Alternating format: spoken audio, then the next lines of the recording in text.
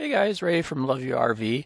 So over the last few years I've installed and tested a number of the Haloview brand backup cameras, and I've been pretty pleased with their performance. Currently I have their 4-camera system installed and been using it on this trip. Recently they contacted me to see if I'd like to install and test one of their new gadgets. Now this is a pretty high-tech thing for an RV. It's a wireless ADAS system for blind spot detection. So it's basically a couple radar units that you look like you mount on the back of your RV, and it's going to give you a signal when there's vehicles approaching or in your blind spot. So blind spot detection, lane change assist, active overtaking alarm. You can see they're going to mount on the back of the RV, and they have lights or sound inside, and there's a unit that sits on your dash. So anyway, I took them up on their offer and they sent it out to me free of charge so I could install, test it, and then come back with a review and let you guys know how it performs. So let's get to it. Okay, here's the kit. It came in this kind of nice Pelican type carrying case. Right there, instructions. Here are the radar units themselves. Little antenna for the wireless, and a connector. Comes with wiring. So you're going to wire this into a 12-volt source somewhere in your camper. I'm going to pick my rear running lights, so when I turn on my running lights on the trailer, then these will power up. On the back here there's a pairing button, and then this is the mounting hardware here. This is for adjusting the angle of the radar, and it comes with 2 ways to mount it. You can actually screw it into the camper. That's what I'm going to do. Or they do have magnetic on the back here. We got 3M tape, so you can tape that onto a bumper or the back of your RV, and then this will stick on there and magnetic mount, and it's really hard to get off, but I'm going to elect to screw it on permanently, type mount it there.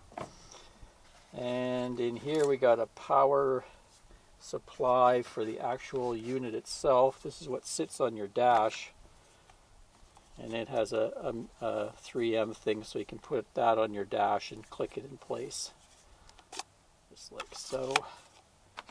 And then for each side, this is going to go in each side of your front dash. That's the LED warning lights. So we got 2 of those. Let's see what we got in this little purse. Oh, we got a tape measure and an Allen key and a little angle. Oh, that's for setting the angle of the radar. Oh, a couple other things here. Oh, little bubble levels too. So I guess you're really critical to get this thing angled right and level on the back of the RV for the radar to work right.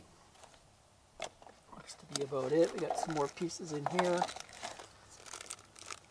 Got some fuses, a few bits and pieces for running the wires. Okay, well, let's get to it. I'll show you where I'm going to mount it. I actually looked on there, and they want it to be anywhere from I think it was 50 centimeters to 80 centimeters off of the ground. So 50 is just under 20 inches, and then 80 is just over about 31.5 inches. But yeah, they give you a little tape measure. Let's get to it. Since I'm not going to magnetically mount it and screw it in, I'm going to have to take the magnet out of here. So we'll just pull this off. That's the magnet part. And then this thing unscrews. Unscrew these little Allen keys here. And get this thing apart.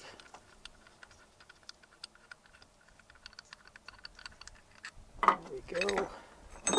Just like so. Now this part here has 3 holes, and this is sort of the gasket, weatherproof gasket. So I'm going to mount that on the RV then I can put this back together and align it. So on my rig, I guess the bumper would be ideal being metal. It sits right at 20 inches there, so it might be a bit low. Also, I wouldn't want it sticking out and banging onto something. So I decided up here is 80 centimeters. So right in this corner should be a perfect spot, I figure. And that way it's back behind the bumper. It's a little harder to like walk by and hit or something like that. Kind of out of the way, protected back there. So I'm going to put it right here on each corner. Should work out. And on the other side, it's below the ladder as well. Also behind here, I have some beam coming down here that I can get a screw into, so I'll have a really solid connection as well. There we go.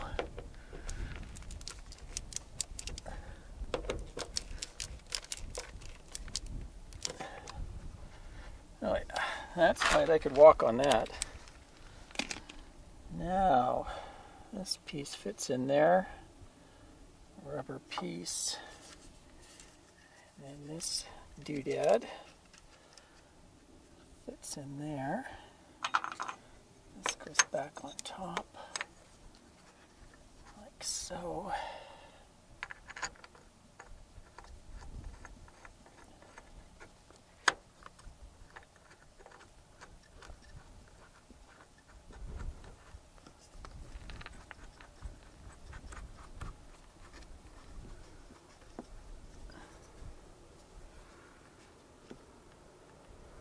Okay, so that's tightened down. Now I've just got to adjust the angle on the thing.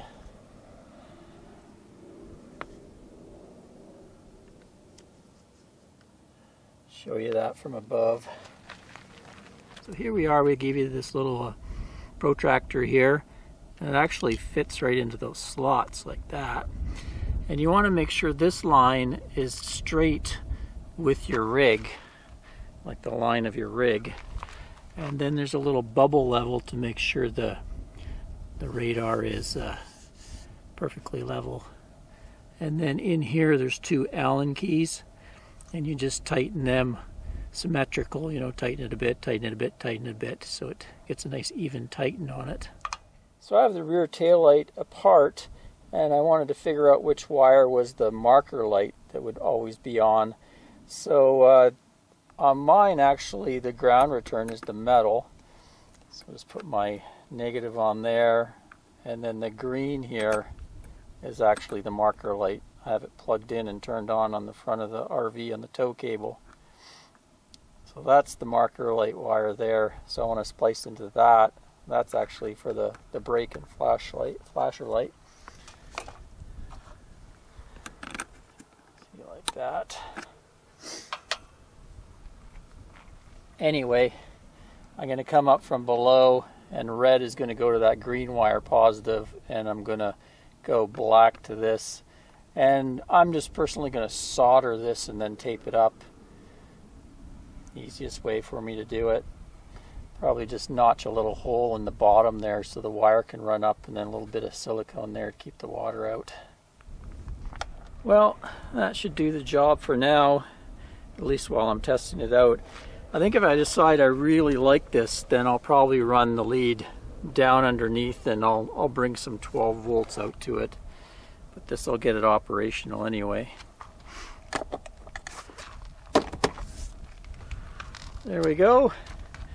So we'll do the other side, rinse and repeat, and we can fire it up and test her out. Well, the wiring doesn't look that great at all, but it's functional. Sometime down the road I'll put it underneath, tuck it right underneath so you can't really see it, but this should work for test purposes till I get time to do something like that. Anyway, time to fire it up and fire up the box, and I guess there's some programming to do on the box as far as setting speeds and stuff like that, so let's go explore that more. Let's have a look at programming this thing. So I've plugged in the two sensors or readout indicators here, and they will light up on either side of the dash, red light, or they'll sound off. This thing boots up. We've got, actually it's showing the two sensors there. I have my lights on, so it's showing left and right, and we're getting full bars, and there's the battery life.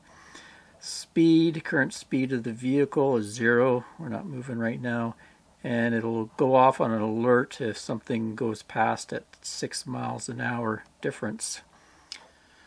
Let's just go into menu here. We've got pair left and right. I didn't have to pair it. They were already paired when I got them out of the box and hooked them up. But there is a button on each of the radar units there to pair it. OLED off. That just this light turns off at a certain amount of time. What else we got? Speed. There's the speed alert. There's different speed alerts you can go and set. I think the default was 17 miles an hour difference between the vehicles. There's 37, 56, and 0. You can see they both lit off when I hit 0. That's because my truck is actually parked behind the RV right now. So that proves they're working. They're sensing the big hunk of metal of my truck. Let's turn that off.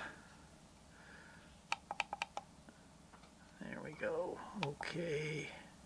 Well, that's just miles an hour or kilometers. We're in the US, so we'll leave it at miles an hour.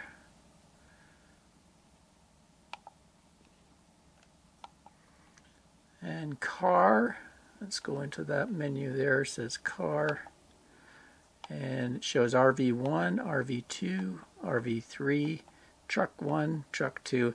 So I read that that's different lengths of vehicles to when the alarm's going to turn off. So a car is much shorter than an RV, so I'll play around with that, see which works best. I'll leave it on RV1. And then there's standby. If there's no power to the radar, the back, then this thing goes to sleep. And then we have the version number there. So let's just take this off of the 0 here. So you can see we're lit up. If I take it off, then they unlight. So you'd have to have something driving by at speed. So pretty basic, not a lot of things to set up on it. Over here it's showing the GPS working there, and there's the connection between this box and the radar at the back, and then you got your power. So this will get, I'll put this on my dash, and I'll mount these at each corner, and we'll take it out and test it in the real world, and let you know how it works. Stay tuned. Well, I couldn't handle the look of those wires hanging down from the lights, so today I got underneath the rig, and back in that corner I found a wire that was the running light wire and able to attach to that. So let me go under there and show you. So here's under the back corner, and I have a flap that I've previously had for access to this section of the water tank. And you can see the wiring in there, so I kind of experimented and found that the green wire, one of the green wires was my marker light wire. So I just spliced into that, attached the red wires from the radar units, and then the black wires I put to ground right to the frame there. So now when I turn on the lights in the truck, my radar units will go on. So we'll just sew this up and then run the wires neatly under the back of the RV. And to keep the wires in place, I just used Gorilla Tape underneath. It sticks really well to the underbelly fabric, so I just ran underneath and put some tape up there and tucked the wire from one side to the other.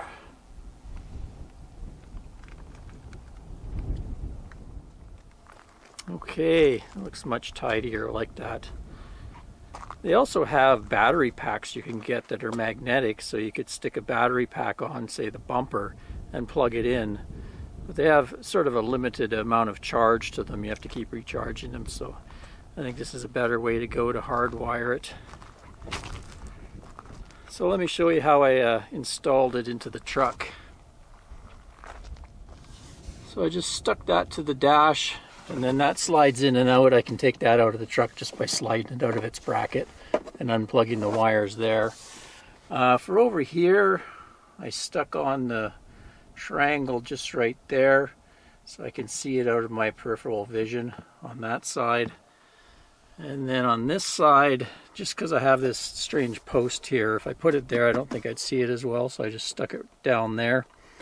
And this is going to be mostly because I'm usually in the right hand lane and people are passing me on the left, or they're passing me on a single road. They're coming out and passing me, so I really want to see this thing easily. And I have tested it out on a trip to this campsite. We went down Interstate 10, and it was kind of nice to be able to see that. One thing I liked about it was instead of having to look over in the mirror to see anything or look up to my camera, I could just, I would see that red flash out of the corner of my eye, and I would know a vehicle is passing me. So let's give you a little footage of that in action. I didn't have the beep on. I find the beep is a pretty annoying when you're going to have a lot of vehicles passing you. So I just left it as a red light indicator.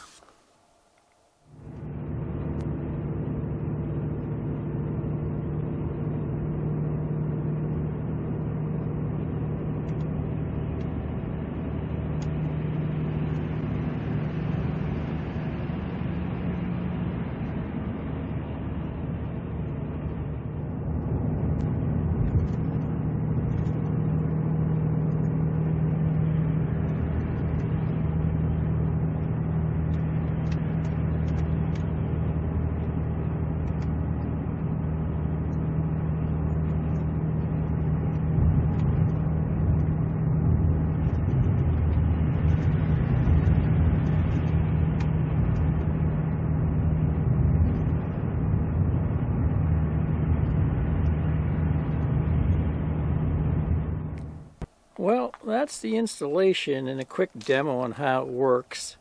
Now I'm going to be using it for the next month or so while we drive around the Southwest, and then I'll come back with my full review on it, let you know how it's worked out for me in various situations, and I'll try different speeds and stuff like that. You can see right now they're both lit because I have it at 0 miles an hour and I get the truck parked behind it, so it's lighting up that there's an obstacle right behind the rig. Till next time, Ray from loveyourrv.com. Thanks for watching, everyone. Cheers, guys.